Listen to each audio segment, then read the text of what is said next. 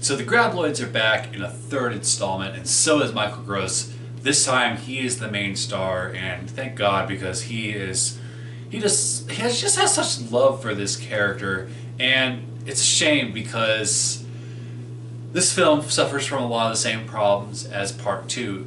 Yes, Michael Gross is great throughout the entirety of the movie, but there's a lot of side characters that get way too much time during the first half, and it's just this idea of a theme park that's themed after Graboids that's totally fake and set up. Could be interesting. They could do it in a Jaws 3 kind of way, but it's just kind of boring because none of the characters are particularly likable or memorable, save for Burt, like always. So the story follows Burt, who has returned to Perfection, Nevada, and it turns out this town has basically been turned into a tourist attraction, and it's been 11 years since the Graboids have been seen there. So it's basically been turned into, like I said earlier, a theme park, sort of like Jaws 3, and the Graboids are just a tourist attraction because they used to exist there, and one of the inhabitants of the town has created this tour of sorts, and it's all fake.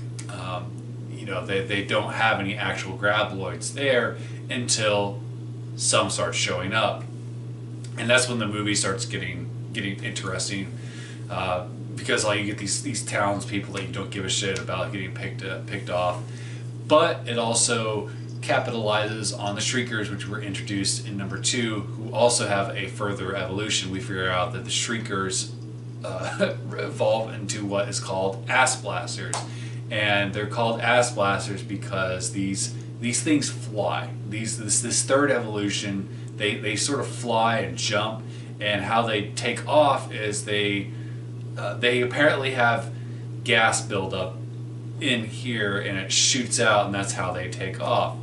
And that's why they're called ass blasters. They're apparently very, very flammable, and it's clearly, I mean, Tremors isn't meant to be some sort of masterpiece like The Shining. It's a fun monster flick, and the writers obviously knew that, and the audience knows that. So when you introduce a creature that's named the Ass Blaster, you're fine with it. You're not like, oh, this is stupid. And if you're one that thinks this is stupid, then why are you watching a Tremors movie anyway? So they have once again, they kind of have to figure out how to outwit these creatures, and that's the fun and the best part of the film. But mostly it's forgettable. It's definitely worse than Part 2. It's my least favorite sequel so far. It's not anywhere near as good as Cold Day in Hell or the original.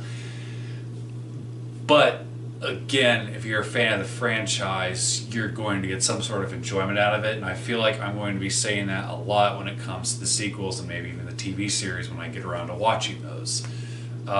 It's not going to provide anything new for an audience that hasn't already seen other projects by this franchise.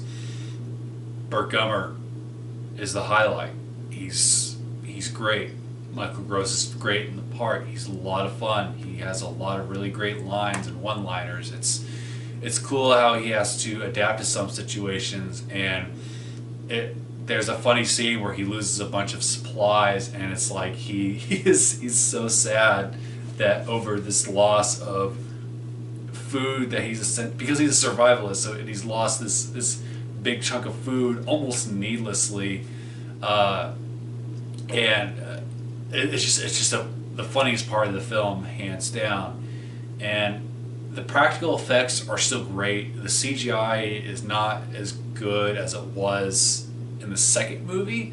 I don't know. I mean, this is the first movie to introduce flying Graboids, and a lot of times the sequences with that don't necessarily work.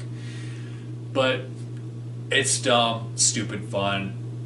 If you enjoy the franchise, you're going to get something out of it, but it's not something that I would recommend. And ultimately I was disappointed with Part 3.